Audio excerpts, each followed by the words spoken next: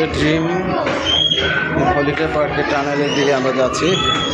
Tunnel পথ আমরা কেবল কার শেষ করে এবং টানেল দিয়ে এইগুলো টানেলের খুবই সুন্দর ডেকোরেটিভ, খুবই সুন্দর ওয়ালগুলো খুবই সুন্দর ডেকোরেটিভ করা, বিভিন্ন মাছের ছবি বিভিন্ন কিছু দিয়ে এটা তৈরি করা।